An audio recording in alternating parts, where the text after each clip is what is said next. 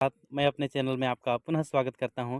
ये जानते हैं बलरामपुर जिले में विज्ञापन भर्ती कार्यालय जिला स्तरीय समिति आदिम जाति कल्याण आवासीय एवं आश्रम शैक्षणिक संस्थान समिति जिला बलरामपुर रामानुजगंज छत्तीसगढ़ के द्वारा दिनांक 4 मई 2023 को विज्ञप्ति जारी किया गया है, जिसमें एकलव्य आदर्श आवासीय विद्यालयों हेतु अतिथि शिक्षकों गेस्ट टीचर की व्यवस्था हेतु विज्ञापन की सूचना जारी की गई है, जिसमें कि अतिथि शिक्षक हेतु फ्रेश अभ्यर्थी एवं सेवानिवृत्त शिक्षकों की व्यवस्था हेतु पात्र अभ्यर्थियों से ऑफलाइन माध्यम से आवेदन आमंत्रित किए जा रहे हैं।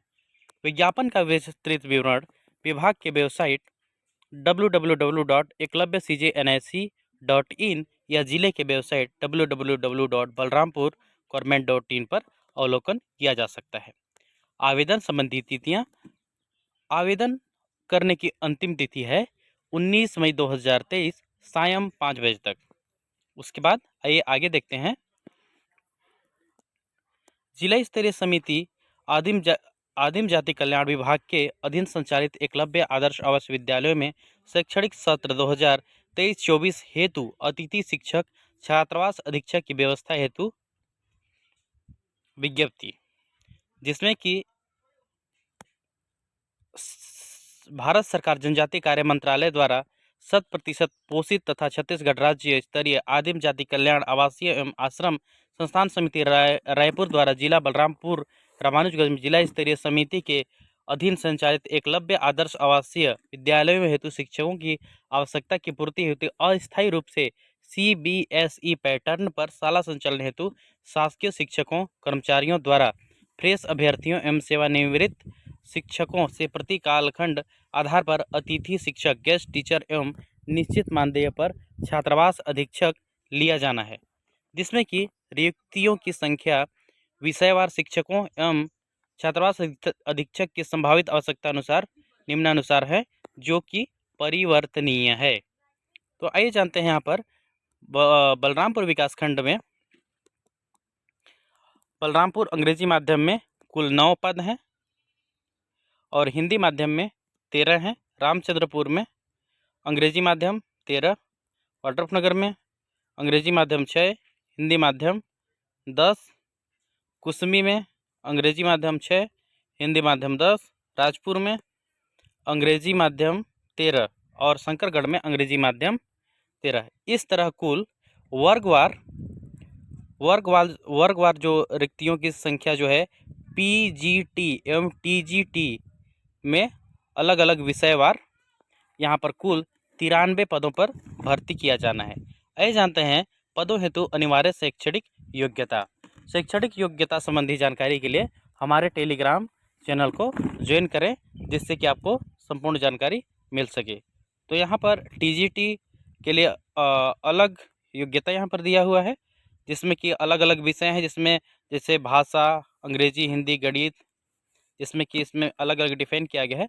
सामाजिक विज्ञान, उसके बाद है PGT, जिसमें कि इसमें भी अंग्रेजी, हिंदी, गणित, भौतिकी, रसायन विज्ञान, जीव विज्ञान, इतिहास, भूगोल, वाणिज्य, इकोनॉमिक्स, इंफॉर्मेशन टेक्नोलॉजी तथा किसी मान्यता प्राप्त विश्वविद्यालय से BEd या समकक्ष डिग्री, इसके बारे में कहा गया है।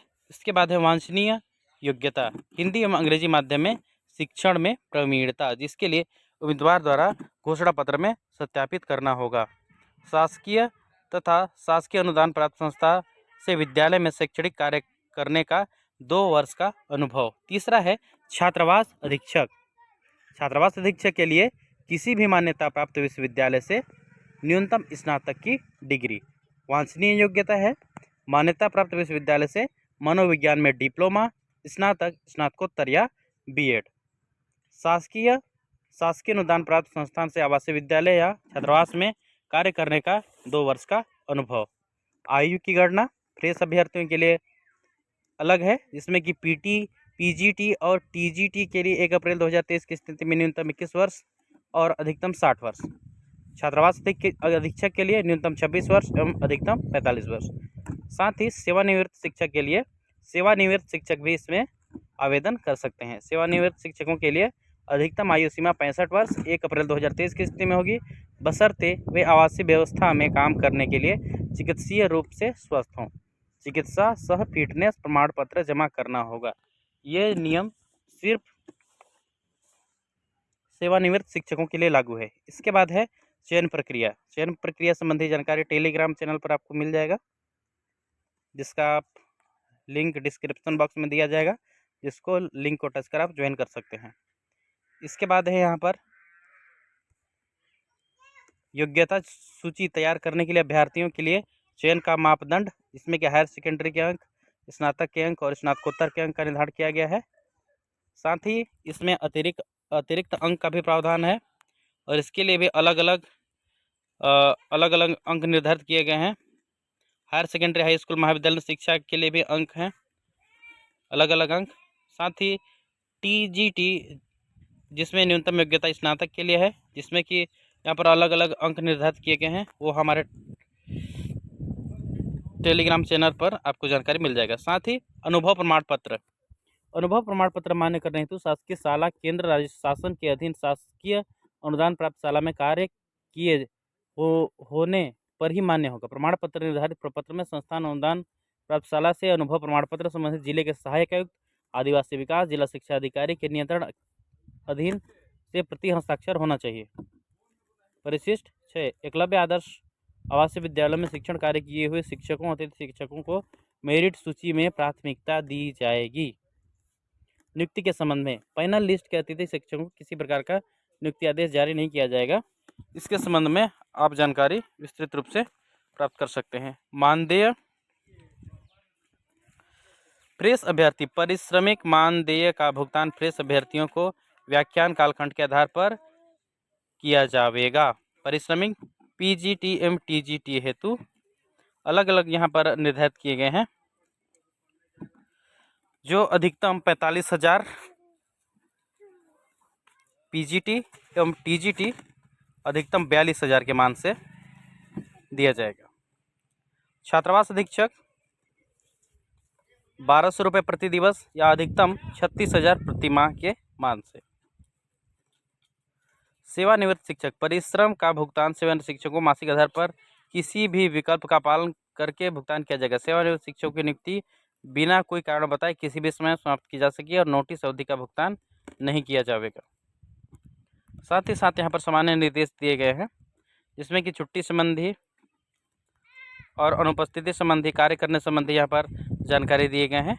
तो इसको आप ध्यान से पढ़ लें, इसके बाद आवेदन करें।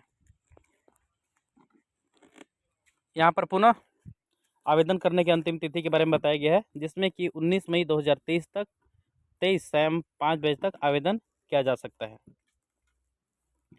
साथ ही साथ फ्रेश अभ्यर्थियों के लिए मूल दस्तावेजों की सूची यहाँ पर दिया गया है, जिसको आप संलग्न करेंगे अपने आवेदन पत्र में। हाई स्कूल सर्टिफिकेट की अंक सूची, प्रमाण पत्र, हायर सेकेंडरी, स्नातक, स्नातकोत्तर, BEd, CTET, टेट उत्तीर्ण की अंक सूची, प्रमाण पत्र, कार्य अनुभव का प्रमाण पत्र, शासकीय अनुदान प्राप्त संस्थाओं का प्रमाण पत्र का प्रारूप, परिशिष्ट 6 के अनुसार।